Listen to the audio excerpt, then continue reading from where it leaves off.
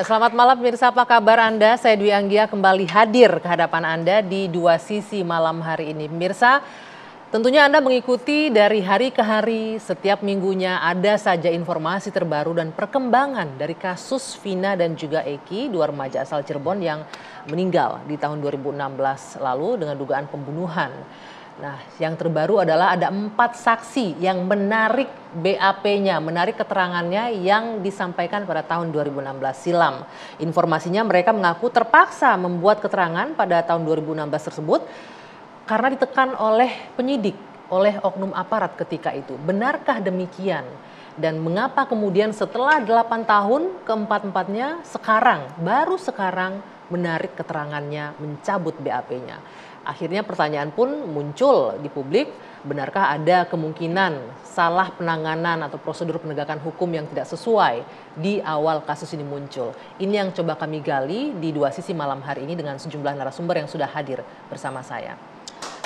Oke. Saya perkenalkan dari sebelah kanan saya terlebih dahulu, di ujung sana ada Bang Ruli Panggabean, pengacara dari saksi yang mencabut BAP-nya. Selamat malam. Bang Ruli. Ada Bang Jutek Bongso yang juga pengacara dari saksi. Selamat malam. Selamat malam, Bang. Ya. Ada Bapak Irjen Pol Purnawirawan Arianto Sutadi, penasihat ahli Kapolri. Selamat malam. Pak Ari. Bang Fredrik Yunadi, praktisi hukum. Selamat malam. Selamat malam, Bang Fredrik. Ya, dan juga bergabung bersama saya malam hari ini 2 di antara 4 orang yang mencabut keterangannya di BAP 2016 lalu. Ada Mas Pramudia Wibawa Jati. Selamat malam, Mas Pram. Malam. Ya. Kemudian ada Mas Teguh. Selamat malam, Mas Teguh. Malam. Ya. Sebelum ke bapak-bapak yang di sini, saya ingin ke Mas Teguh dan juga Mas Pram ya. Saya ke Mas Teguh terlebih dahulu. Mas Teguh, malam ini Anda hadir langsung dari Cirebon. Ya. Ya. Bisa diceritakan nggak? Saya mau langsung saja ke malam kejadian 8 tahun lalu. Anda masih ingat kira-kira peristiwa 8 tahun lalu? Insya Allah. Kalau saya ditanya 8 tahun lalu, saya agak bingung juga, nggak ingat tuh ya. Tapi Anda masih ingat? Masih ingat ya? Masih. Di malam minggu peristiwa pembunuhan Vina dan Eki, Anda ada di mana, Mas Pram? Waktu itu Teguh ada di warung Bu Nining. Warung Bu Nining? Iya. Itu bersama Mas Pram juga? Iya. Iya, bersama Mas Pram juga? Di warung Bu Nining? Iya. Terus sama siapa lagi? Sama Eka, Eko, Hadi, Jaya, Supri, Teguh, Empam, Udin, Okta, Kapi. Di antara itu semua, teman Anda 5 di antaranya yang sudah dipenjara saat ini? Terpidana? Iya. Betul? Betul. Oke. Anda mengatakan 2016 Anda memberikan keterangan ya? Iya. Keterangan apa yang Anda sampaikan waktu itu? Teguh cerita sebenarnya waktu itu Teguh datang ke Bu Nining sekitar jam 8. Terus Teguh dari Bu Nining terus jemput si Empam jam 8 lebih 10 menit lalu ke Ibu Nining, terus ketemu lagi sama golongan Eka, Eko, Hadi, Jaya, Supri. Itu yang 5 orang yang terpidana itu ya? Iya, sama Udin, Okta, Kapi. Oke. Terus ketemu di rumah Bu Nining masih? Iya. Kemudian setelah dari rumah Bu Nining? Pindah ke rumah Hadi. Rumah Hadi? Iya. Hadi salah seorang terpidana yang juga dipenjara sekarang. Iya. Ngapain ke rumah Hadi? Karena waktu itu disuruh pindah sama Ibu Nining karena berisik, gaduh soalnya pada gitaran gitu. Udah Gitaran? jam 9. Jam 9. Iya. Itu mabok juga katanya malam itu, minum minuman keras. Iya. Oke, akhirnya pindah ke rumah Hadi. Iya. Di rumah Hadi terus semuanya masih lengkap, berapa Iya, orang itu? masih lengkap. 9 orang masih? Iya. 10 orang? 10 orang masih lengkap? Ya, saat 10 itu? sama Teguh. Terus ngapain di rumah Hadi? Lanjut minum, terus Teguh jam 9-an lebih 5 menitan pergi sama Empam membeli nasi kuning. Empam ini Mas Pram ya? Iya, Oke, Mas Pram membeli nasi kuning kemana? Di Mejasem. Oke, jauh nggak dari lokasi itu? Nggak ada. Setelah itu? Kembali lagi ke rumah Hadi. Ke rumah Hadi? Iya, nyampe ke rumah Hadi jam 9 lebih 15. Anda masih ingat detailnya ya? Per jam, per menit itu benar? Sekitar itu. Sekitar itu, oke. Dari rumah Hadi kemudian? Lanjut makan nasi kuning berdua sama Empam. Terus yang lain lagi ngelanjutin minum.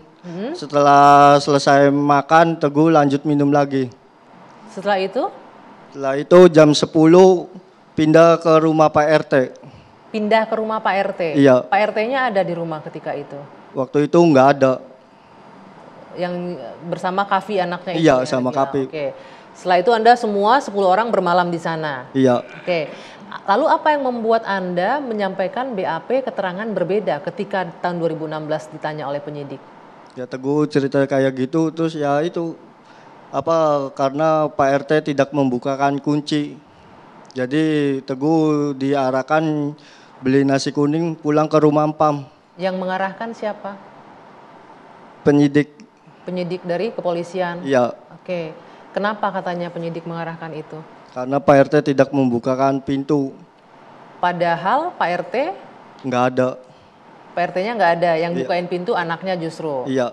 Berarti menurut Anda Pak RT-nya bohong juga? Ya bisa jadi. Kavinya juga berbohong? Anaknya Pak RT? Keterangannya berbeda nggak dengan Anda? Nggak tahu. Nggak tahu. Kalau Mas Pram?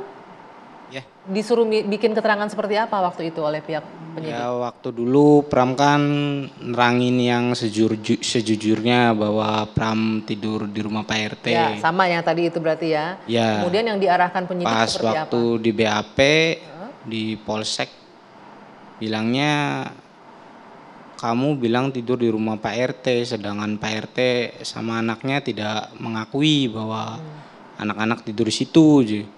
Udah gini aja setelah kamu pergi beli nasi kuning langsung pulang ke rumah kamu aja biar enak, biar nggak ribet, bilangnya gitu. Biar nggak ribet katanya. Tapi teman-teman Anda yang lain yang 5 orang masuk tuh akhirnya keterangannya beda dengan Anda? Iya. Oke, waktu itu penyidiknya ingat nggak dari mana Mas Teguh? Katanya sih dari Polda. Polda mana? Jabar. Polda Jabar. Iya. Oke, ini saya coba rangkai untuk penonton juga di rumah. Artinya ketika itu Anda berdua diminta untuk memberikan keterangan sesuai dengan keinginan penyidik begitu ya? Oke, tapi kemudian 8 tahun berselang, sekarang Anda berdua mau mencabut BAP itu, benar? Bener. Alasannya kenapa Mas? Kecewa udah ngasih BAP yang tidak benar. Kecewa? Iya. Kenapa baru sekarang Anda merasakan?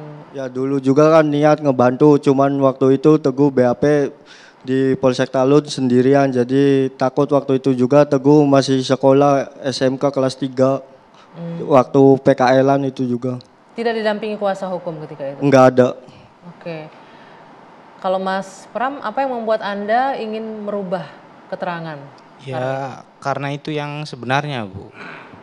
Karena itu yang sebenarnya? Iya, cuma waktu dulu kan Pram di BAP nggak ada pendamping, nggak ada yang dampingin. Nggak ada Jadi yang pas dampingin. diancam seperti itu, Pram ngerasa takut.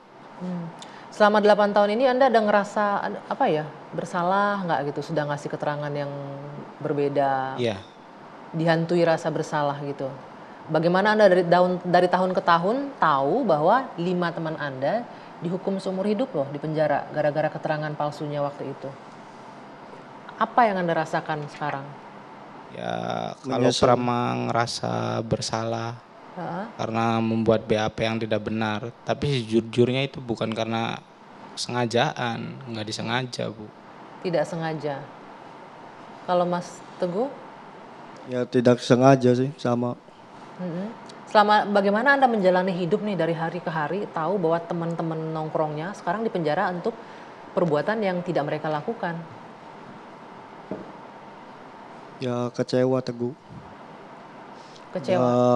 Ngasih BAP yang tidak benar. Padahal mah Teguh mau ingin BAP yang benar gitu. BAP yang benarnya apa sekarang yang Anda ingin sampaikan?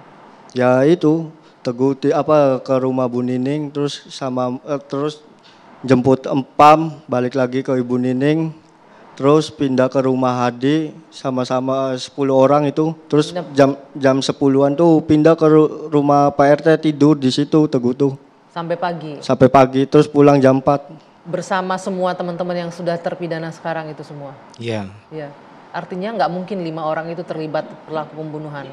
Iya, Iya, Anda bisa mempertanggungjawabkan itu, Mas Pram?